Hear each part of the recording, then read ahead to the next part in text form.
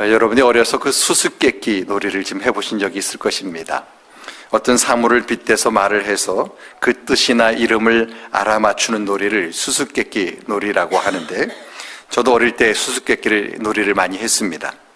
그러나 수수께끼의 그 본래의 뜻은 어떤 사물이 복잡하고 이상해서 그 속내를 알 수 없는 것을 말합니다.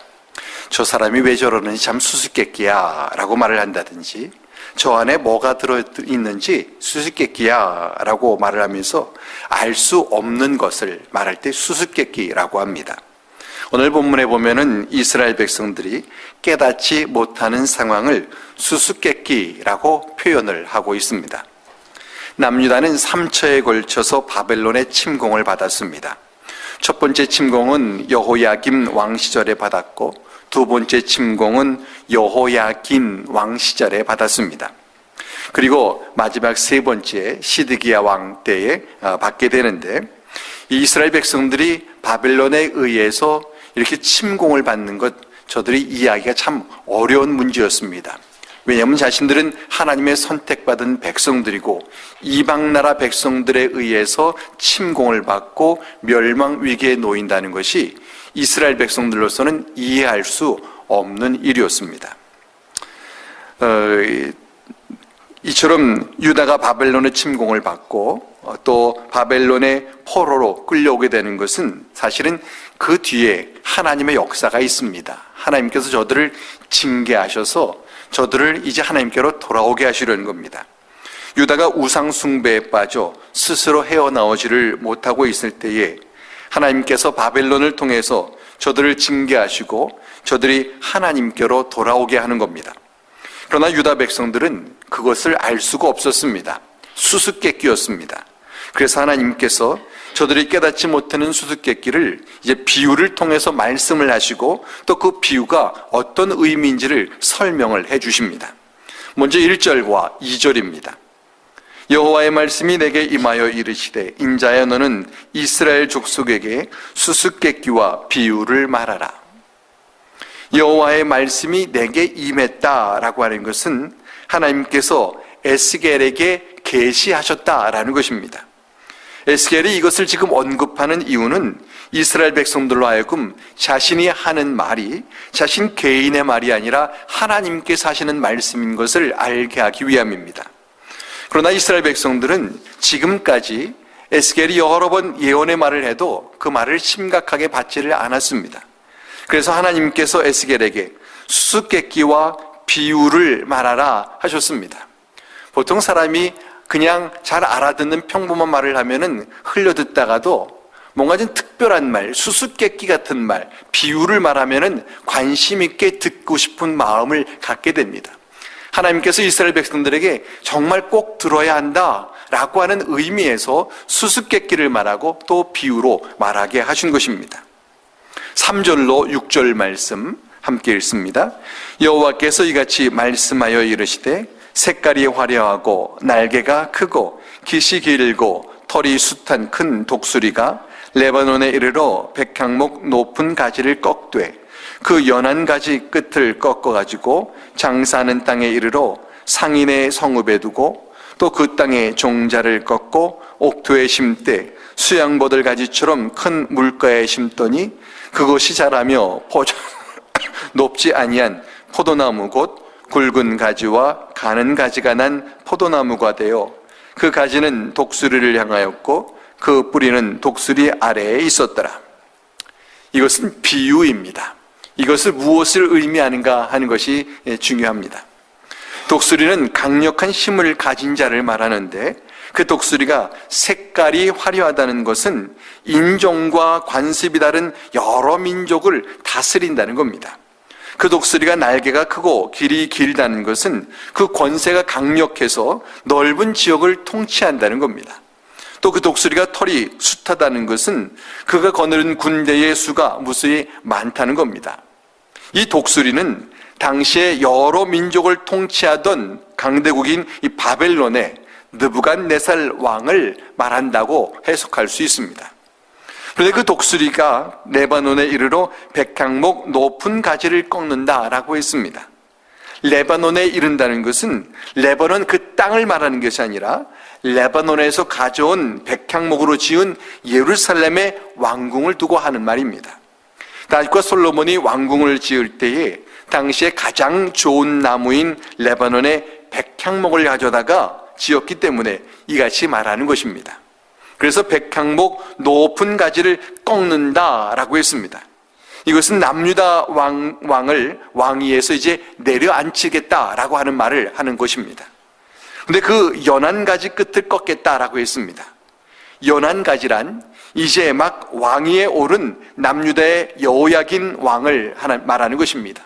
여호야긴 왕이 왕위에 즉위하고 90일 만에 그는 바벨론의 침공을 받아서 포로로 끌려가게 됩니다.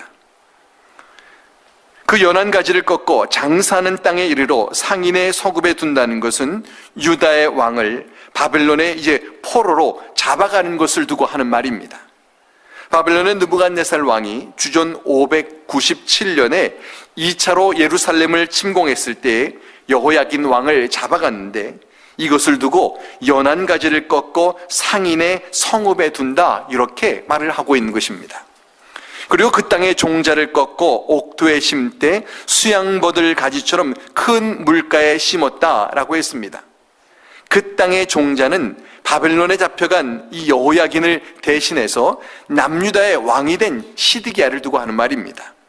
그런데 시드기야가 왕위에 오른 것을 옥토에 심되 수양버들 가지처럼 큰 물가에 심었다라고 했습니다.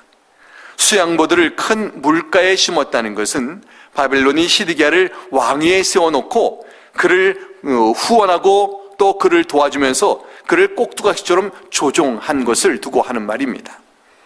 근데 그것이 자라며 퍼져서 높지 아니한 포도나무 곧 굵은 가지와 가는 가지가 난 포도나무가 되어 그 가지는 독수리를 향하였고 그 뿌리는 독수리 아래에 있었다라고 했습니다. 그것이 자라며 퍼졌다는 것은 시드기야가 통치하는 남유다가 처음에는 어느 정도 이 안정을 찾았다는 겁니다. 그런데 그 포도나무가 굵은 가지와 가는 가지가 난 포도나무가 되었다라고 했습니다. 포도나무는 그 이스라엘을 상징하는 말입니다. 이스라엘이 비록 바벨론의 조종을 받고 있지만 아직은 나라로서 존재하고 있었던 것을 말하는 것입니다. 그런데 시드기야가 통치하는 이 남유다는 포도나무가 되어 그 가지는 독수리를 향하였고 그 뿌리는 독수리 아래에 있었다라고 했습니다. 독수리는 바벨론을 두고 하는 말입니다. 시드기야가 바벨론의 통치를 받고 있었고 바벨론은 그러한 시드기야를 후원해 주어서 이 남유다가 얼마 동안은 문제없이 지냈던 것을 두고 하는 말입니다. 그래서 시드기야는 유다 왕으로 11년간을 통치할 수 있었습니다. 그가 통치 초기에는 비교적 안정된 그런 나라를 다스렸던 것입니다. 그런데 이제 새로운 양상을 그 다음 절에서 보여줍니다. 7절과 8절입니다. 함께 읽겠습니다. 또 날개가 크고 털이 많은 큰 독수리 하나가 있었는데 그 포도나무가 이 독수리에게 물을 받으려고 그 심어진 두둑에서 그를 향하여 뿌리가 뻗고 가지가 퍼졌도다. 그 포도나무를 큰 물가 옥토에 심은 것은 가지를 내고 열매를 맺어서 아름다운 포도나무를 이루게 하려 하였습니다. 또 날개가 크고 털이 많은 큰 독수리 하나가 있었다라고 하면서 또 다른 독수리를 말하고 있습니다. 당시에 바벨론에 견줄 만한 다른 강대국이 있었음을 표현하는 것입니다. 당시에 바벨론에 대항할 만한 세력을 가진 나라는 애굽입니다. 애굽을 큰 독수리에 비유하기는 하지만 이 바벨론을 표현할 때처럼 색깔이 화려하다라든지 깃이 길다라는 표현은 없습니다. 애굽이 큰 나라이기는 하지만 바벨론을 상대할 만큼 강한 나라는 당시에 아니었던 것입니다. 근데 포도나무가 이 독수리에게 물을 받으려고 그 심어진 두둑에서 그를 향하여 뿌리가 뻗고 가지가 퍼졌다라고 했습니다. 이것은 남유다의 시드기야 왕이 애굽에게 도움을 얻고 싶어서 저들에게 손을 뻗치고 도움을 청하는 것을 두고 하는 말입니다. 시드기야 왕이 왕위에 오른 초기에는 자신을 왕위에 앉히니 바벨론에는 충성을 했지만 차츰 바벨론에게 등을 돌리면서 애굽과 손을 잡으려 하였습니다.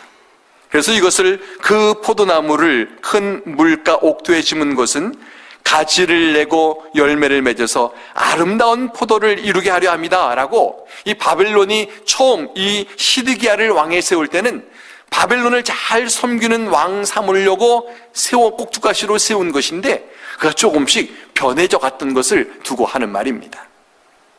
9절과 10절을 제가 읽겠습니다. 너는 이르기를 주 여호와의 말씀에 그 나무가 능히 번성하겠느냐?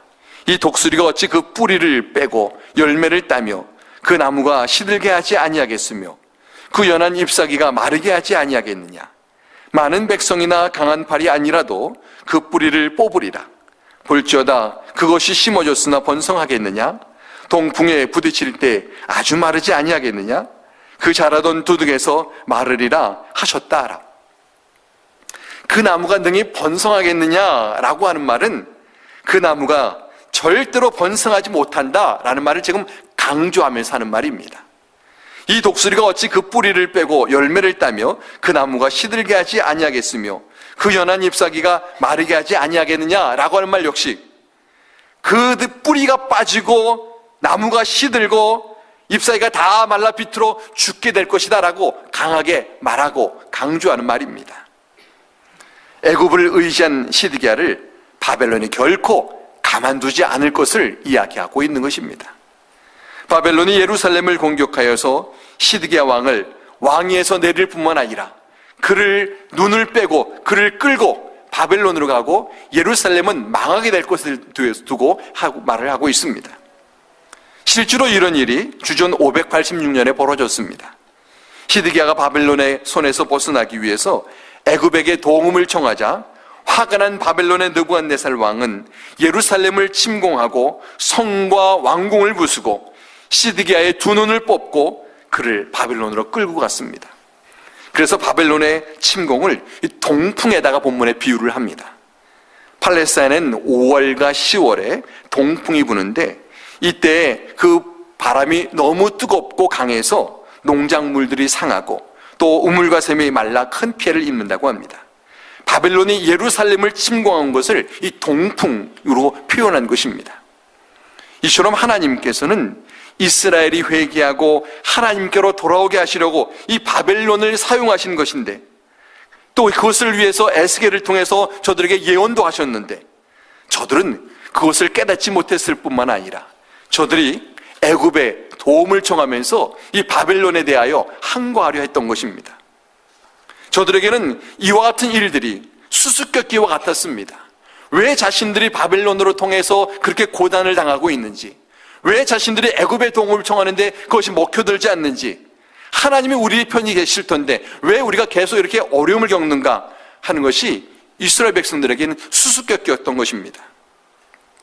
그래서 하나님께서 저들에게 일어나는 일들을 깨닫게 하시려고 이제 비유를 이렇게 말씀하셨는데 그 비유를 이제는 설명을 해 주십니다. 깨달아 알라는 겁니다. 11절로 15절 말씀 제가 읽겠습니다. 여호와의 말씀이 또 내게 임하여 이르시되 너는 반역하는 족속에게 묻기를 너희가 이 비유를 깨닫지 못하겠느냐 하고 그들에게 말하기를 바벨론 왕이 예루살렘에 이르러 왕과 고관을 사로잡아 바벨론 자기에게로 끌어가고 그 왕족 중에서 하나를 택하여 언약을 세우고 그에게 맹세하게 하고 또 그 땅에 능한 자들을 옮겨갔나니 이는 나라를 낮추어 스스로 서지 못하고 그 언약을 지켜야 능히 서게 하려 하였음이거늘 그가 사절을 애굽에 보내 말과 군대를 구함으로 바벨론 왕을 배반하였으니 형통하겠느냐? 이런 일을 행한 자가 피하겠느냐? 언약을 배반하고야 피하겠느냐? 이 비유로 들었던 것을 이제 실지 역사적인 이야기로 다시 풀어서 해석을 해주고 있습니다. 하나님께서 에스겔에게 너는 반역하는 족속에게 묻기를 너희가 이 비유를 깨닫지 못하겠느냐 하라 하셨습니다. 하나님께서 유다 백성들을 반역하는 족속이라고 말씀을 하십니다. 사실 유다가 반역한 것은 바벨론입니다. 바벨론에게 약속을 하고 저들을 잘 섬기겠다고 해놓고서는 저들을 섬기지 않고 애굽을 섬기려 했던 것 반역입니다. 그러나 사실은 그 뒤에는 하나님의 역사가 있었다는 겁니다. 하나님께서 저들로 하여금 바벨론의 공격을 통해서 저들이 절대로 소지를 못하고 어쩔 수 없이 바벨론에 끌려가면서 바벨론을 통해서 저들이 징계를 받아서 회개하고 하나님께 돌아오게 하시려고 하나님께서 이와 같이 하신 일인데, 저들은 그것을 따르지를 않고 애굽에게 손을 뻗치면서 도와달라고 하면서 이 바벨론을 배반한 것을 마치 하나님을 배반한 것으로 하나님은 말씀하고 계신 것입니다. 하나님께서는 이와 같이 바벨론에 대항하고 반역하는 자들을 하나님께 반역하고 대항했다라고 말씀을 하십니다. 하나님께서 이미 선지자를 통해서 말씀하셨고 또 상황을 통해서도 저들에게 말씀해 주셨는데, 저들은 귀를 막고 눈 감고 하나님 하시는 것을 전혀 알려 하지를 않았던 것입니다.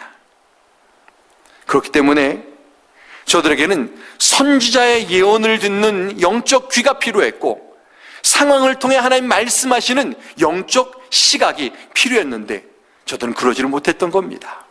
그렇기 때문에 저들에게 그 모든 상황이, 또 예언자가 한 그 예언이 저들에게는 수수께끼같이 느껴질 수밖에 없었던 것입니다.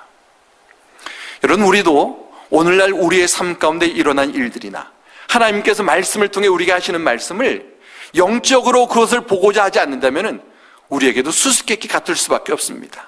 말씀을 읽어도 무슨 말인지 수수께끼 같고, 내게 어떤 상황이 생겨도 그 상황 속에서 하시는 하나님의 음성은 듣지 못하고 왜 이런 일들이 일어나는 것이야 라고 그저 수수께끼처럼 생각할 수밖에 없다는 것입니다. 하나님께서는 바벨론 왕이 예루살렘을 정복했을 때에 왕과 고관들을 바벨론으로 끌어가고 그 왕족 중에서 하나를 택하여 언약을 세우고 그에게 맹세하게 하고 또 땅에 능한 자들을 옮겨갔다라고 하셨습니다. 주전 597년에 바벨론 2차 공격 때에 일어난 일을 두고 하는 말입니다. 시드기야는 이 일을 직접 경험을 했습니다.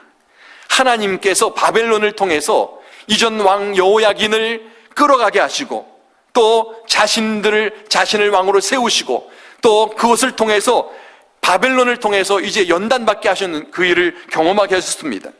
그럼에도 불구하고 그는 그 일을 통해서 하나님의 뜻을 찾으려 하기보다는 자꾸 잔머리를 굴렸습니다. 어떻게 하면 이 상황을 모면할까? 어떻게 하면 여기서 벗어날 수 있을까? 누가 나를 좀 도와줄 수 있을까? 주변 나라 가운데 누가 바벨론에 대항할 수 있을까? 찾으며 눈을 돌리며 애굽의 손짓을 한 것입니다. 하나님께서는 유다 백성들이 바벨론에 다스림 받는 것을 유다를 낮추기 위해서 자기 스스로 서지 못하고 이제는 어쨌든 하나님이 하신 대로 끌려갈 수밖에 없는 상황을 만들어 가시는 것인데, 저들은 자꾸만 뒷발질을 하면서 그곳에서 반대하고 대항하는 겁니다. 그래서 저들이 바벨론의 정복을 당하고 바벨론의 다스림을 받도록 하나님 하셨습니다. 저들이 바벨론의 다스림을 받으면 낮아질 수밖에 없고 저들이 결국은 하나님께 돌아올 수밖에 없기 때문입니다. 그러나 유다 백성들은 바벨론을 섬기면서도 형편이 조금만 나아지게 되면은 바벨론 말고 다른 나라를 섬겨서 벗어나려고 했습니다. 그래서 애굽에 지원병을 요청했습니다.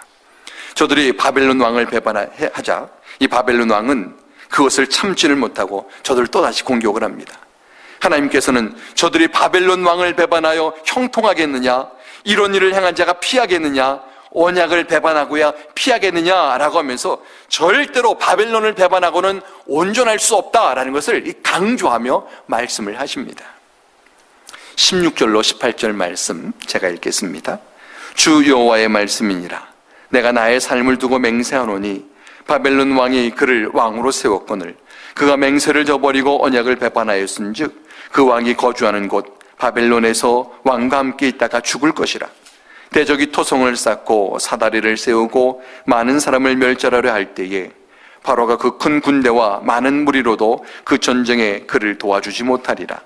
그가 이미 손을 내밀어 언약하였거늘 맹세를 없인 여겨 언약을 배반하고 이 모든 일을 행하였으니 피하지 못하리라. 하나님께서는 내가 나의 삶을 두고 맹세한다 라고 말씀을 하십니다. 하나님이 이렇게 말씀하실 정도는 하나님 반드시 심판하고 말겠다라고 하시는 말씀입니다. 바벨론 왕이 시드기야를 세웠기 때문에 시드기야가 맹세를 저버리고 언약을 배반하였은즉 그 왕이 거주하는 곳 바벨론에서 왕과 함께 있다가 죽을 것이다 라고 했습니다. 시드기야가 바벨론으로 끌려가서 그곳에서 죽게 되는 것을 두고 하는 말입니다. 뿐만 아니라 대적이 토성을 쌓고 사다리를 세우고 많은 사람을 멸절하려 할 때에 바로가 그 큰 군대와 많은 무리로도 그 전쟁에 그를 도와주지 못하리라 했습니다. 유다 백성들과 시드기야가 이제 바벨론이 공격을 하고 예루살렘을 함락하려 할 때에 애굽의 도움을 청하지만 그것이 먹혀들지는 않는다는 겁니다. 애굽이 군대를 이끌고 왔긴 했지만 바벨론 군대에게 패하고 물러가고 맙니다. 그리고 주전 580년에 결국 예루살렘은 함락당하게 됩니다. 이 모든 일 뒤에는 하나님의 손길이 있었던 것입니다. 하나님께서 이것을 비유로 말씀하시고 그 비유를 설명하시는 것은 이와 같은 일들이 우연히 일어난 일이 아니라 하나님께서 하시는 일이다. 하나님께서 왜 이런 일을 하시겠는가 한번 생각해 보라 라고 말씀하시는 것입니다. 남유다가 바벨론과 이미 언약을 맺었고 그 언약을 지켜야 하는데 저들이 자신들의 맹세를 업신여겨서 언약을 배반하고 이 같은 일을 행했기 때문에 저들에게 이제 더 심한 심판을 피할 수 없게 된 것입니다. 19절로 21절입니다. 제가 읽습니다. 그러므로 주 여호와의 말씀이니라. 내가 나의 삶을 두고 맹세하노니 그가 내 맹세를 업신여기고 내 언약을 배반하였은즉 내가 그 죄를 그 머리에 돌리되 그 위에 내 구물을 치며 내 올무에 걸리게 하여 끌고 바벨론으로 가서 나를 반역한 그 반역을 거기에서 심판할지며 그 모든 군대에서 도망한 자들은 다 칼에 엎드려질 것이요 그 남은 자는 사방으로 흩어지리니 나 여호와가 이것을 말한 줄을 너희가 알리라. 하나님께서 내가 나의 삶을 두고 맹세한다라고 또다시 말씀을 하십니다. 하나님께서 저들에 대한 심판이 반드시 있을 것임을 강하게 말씀하시는 것입니다. 남유다가 이같이 말씀하시는 하나님의 말씀을 업신여기고 하나님의 언약을 배반하였기 때문에 하나님께서 그 죄를 유다에게로 돌린다 하셨습니다. 그들이 마치 짐승이 그물에 걸리고 올무에 걸리듯 하게 하시며 저들을 바벨론으로 끌려가게 하실 것을 말씀을 하십니다. 그때 도망하는 자들도 죽을 것이고 그때야 이 모든 일이 하나님이 예언하신 게 이대로 이걸 두고 하시는 말씀이었구나, 하나님 하신 말씀이 이와 같이 반드시 실행되는구나 라고 저들이 깨닫게 된다는 겁니다. 그러나 깨닫게 될지라도 그때는 이미 늦는다는 겁니다. 마지막 22절부터 24절 함께 읽겠습니다. 함께 읽습니다. 주 여호와께서 이같이 말씀하시되 내가 백항목 꼭대기에서 높은 가지를 꺾어다가 심으리라. 내가 그 높은 세 가지 끝에서 연한 가지를 꺾고 높고 우뚝 솟은 산에 심되 이스라엘 높은 산에 심으리니 그 가지가 무성하고 열매를 맺어서 아름다운 백향목이 될 것이요 각종 새가 그 아래에 깃들이며 그 가지 그늘에 살리라. 들의 모든 나무가 나 여호와는 높은 나무를 낮추고 낮은 나무를 높이며 푸른 나무를 말리고 마른 나무를 무성하게 하는 줄을 알리라. 나 여호와는 말하고 이루느니라 하라. 내가 백항목 꼭대기에서 높은 가지를 꺾어다가 심으리라 하는 말씀은 하나님께서 이스라엘에 대한 회복을 예언하시는 것입니다. 그래서 내가 그 높은 세 가지 끝에서 연한 가지를 꺾고 높고 우뚝 솟은 산에 심되 이스라엘 높은 산에 심으리니 그 가지가 무성하고 열매를 맺어서 아름다운 백향목이 될 것이요 각종 새가 그 아래에 깃들이며 그 가지 그늘에 살 것이다 라고 하셨습니다. 뿐만 아니라 들의 모든 나무가 나 여호와는 높은 나무를 낮추고 낮은 나무를 높이고 푸른 나무를 말리고 마른 나무를 무성하게 하는 줄을 알리라 하셨습니다. 하나님께서 이스라엘을 회복시켜서 저들을 이제 제사장 나라 삶을 살게 하신다는 겁니다. 여러분, 자녀가 부모가 저들을 야단칠 때에 저들을 야단쳐서 저들을 결국 잘 되게 하기 위한 것임을 자녀가 안다면 철들은 자녀 아닙니까? 근데 그 철들은 자녀는 그때 부모를 원망하지 않을 것입니다. 그러나 철들지 않은 자녀는 왜 나만 미워해? 왜 우리 부모는 나를 그렇게 미워하는 거야? 라고 생각할 겁니다. 사실은 제가 어릴 때 그랬습니다. 저희 아버님이 딸들한테는 관대하시면서 아들한테만 너무 엄하셔서 전 정말 저희 아버님이 저를 안 좋아하는 줄 알았습니다. 그리고 저희 이모님이 집에 함께 살았는데 장난처럼 제가 자꾸만 장난을 치면 너 다리 밑에서 주워왔어, 다리 밑에서 주워왔어, 이 얘기를 그냥 장난처럼 자꾸 했습니다. 저는 그래서 나는 다리 밑에서 주던 아들이기 때문에 나만 자꾸 종아리를 때리는구나. 다른 그 누이들은 종아리 할지 나만 때리고 나만 그러는구나. 심지어는 나만 내복을 따로 안 사주고 여자 있던 것을 입게 하는구나 생각할 정도로 전 속으로 그렇게 생각이 들었습니다.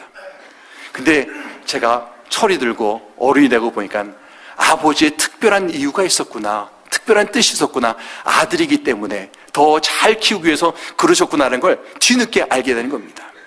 이스라엘 백성들이 수수께끼 같습니다. 왜 우리를 이렇게 못살게 구는 것이야? 왜 바벨론을 통해서 공격하는 침공하는데 한 번도 아니고 이렇게 여러 번을 침공하면서 우리를 못살게 구는 것이야? 라면서 저들은 하나님을 투덜거리며 원망하고 돌아올 생각은 하지 않고 있지만 하나님은 원대한 계획을 갖고 계셨던 겁니다. 저들로 하여금 하나님께 돌아와서 하나님의 백성의 그 놀라운 영광의 위치를 회복하게 하시려는 건데 저들은 알지를 못하는 겁니다. 여러분, 우리 삶에 있는 힘들고 어려운 일들이 바로 그런 것들입니다. 사실은 우리가 그 메인들을 알지 못할 뿐이지 하나님께서는 그 일들을 통해서 우리를 지금 훈련하시고 연단하시는 것입니다. 저는 이런 얘기할 때마다 늘 떠오르는 장면이 2002년 월드컵 때의 4강의 축구 경기입니다.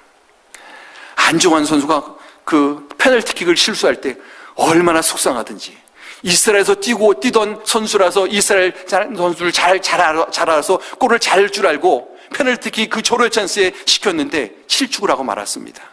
얼마나 속이 상하든지 내내 보는 동안에 마음 졸였는데 마지막에 하나를 우리가 더 먼저 먹었습니다. 이러다 지는구나 하는데 동점골을 넣었습니다.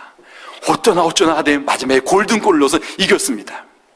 여러분, 그걸 녹화 방송으로 보는 사람 얼마나 험하고 재미없었겠습니까? 그러나 실제 방송을 통해서 보는 중간 내내 손에 땀이 있지만 그 마지막에 대반전이 일어나는 것을 우리는 모르고 있다는 겁니다. 우리의 삶에 그렇습니다. 우리의 삶에 어떤 일들이 있을 때 우리는 그것이 어떤 대반전으로 역사하게 될지 알지를 못합니다. 그러나 하나님은 계획하고 계신다라는 것을 오늘 본문을 통해서 말씀하시는 겁니다. 저들에게는 수수께끼 같은 상황이지만 하나님께서는 저들을 회복하시는 놀라운 계획을 갖고 있었던 것을 보여주고 있습니다. 우리에게 수수께끼들, 하나님께서는 그 뒤에 놀라운 역사가 있다는 걸 꼭 기억하시면서 그럴 경우에 하나님의 뜻은 무엇일까 생각하면서 그러면 그럴수록 더 하나님 가까이 하고 하나님 붙잡고 하나님 의지하여서 마지막에 그러면 그렇지, 하나님이 이런 분이지 라고 고백할 수 있는 우리 모두가 되기를 주의 이름으로 간절히 축원합니다. 우리가 함께 기도할 것은 우리가 믿음의 눈을 갖기를 위해서 기도하기를 바랍니다. 우리에게 있는 상황들이 수수께끼 같아서 정말 알 수 없는 상황들이지만 우리에게 분명한 믿음의 눈이 있어서 그 뒤에는 분명히 우리 하나님의 대반전의 역사하심이 있다는 것을 꼭 믿고 우리가 끝까지 믿음으로 하나님 꼭 붙잡는 사람 되기를 기도하기를 바랍니다. 어떤 경우에도 우리가 하나님 원망하지 않고 하나님 떠나지 않고 그러면 그럴수록 힘들면 힘들수록 하나님 더 꼭 붙잡고 하나님 의지해서 우리 하나님의 놀라운 역사하심을 경험하는 우리 되기를 위해서 기도하기를 바랍니다. 함께 기도하시겠습니다.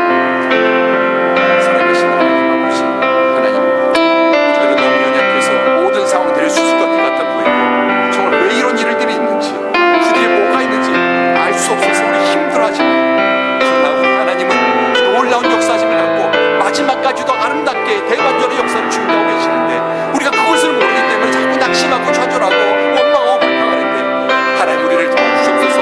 우리의 영의 눈을 밝혀주시옵소서. 하나님 아버지 영의 귀를 열려주셔서 하나님의 말씀을 듣고 읽게 하여 주시고 그 말씀을 통해 듣게 하실 뿐만 아니라 우리의 상황 속에서 있는 하나님의 놀라운 하신 일들을 하나님의 뜻들을 깨달아 알 수 있어서 영의 눈으로 그걸 보고 하나님의 하신 일들을 볼 수 있도록 하나님의 손길을 볼 수 있도록 우리를 도와주시옵소서. 끝까지 그래서 하나님 붙잡고 놓지 않도록 도와주시고 어떤 경우에도 우리 하나님이 정말 좋으신 하나님인 것을 잊지 않게 하시고 하나님이 정말 그런 분인 것을 정말 경험을 확인할 수 있도록 도와주시기를 간절히 바라고 원하오니 하나님 우리를 꼭 붙잡아 주시옵소서.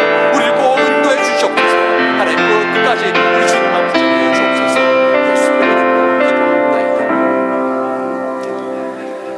살아계신 하나님 아버지, 오늘도 말씀을 통해 교훈해 주셔서 감사합니다. 우리는 우리들에게 있는 상황들을 때때로 너무 수수께끼 같고 풀리지 않고 알 수 없고 정말 그렇기 때문에 실망하고 낙심하고 원망하고 불평할 때가 얼마나 많은지 모르는데 우리 하나님은 신실하셔서 한 번도 실수하지 않으시고 한 번도 실망시키지 않으시는 참 좋으신 우리의 아버지이신데, 하나님께서 우리를 연단하신 후에 정말 하나님의 대반전을 통해서 우리에게 영광의 그 자리에 이르게 하실 줄 믿사오니, 하나님 아버지, 우리가 힘들면 힘들수록 더욱더 하나님만 꼭 붙잡고 하나님과 함께하는 우리 모두 되게 하여 주시옵소서. 예수님의 이름으로 간절히 기도하옵나이다. 아멘.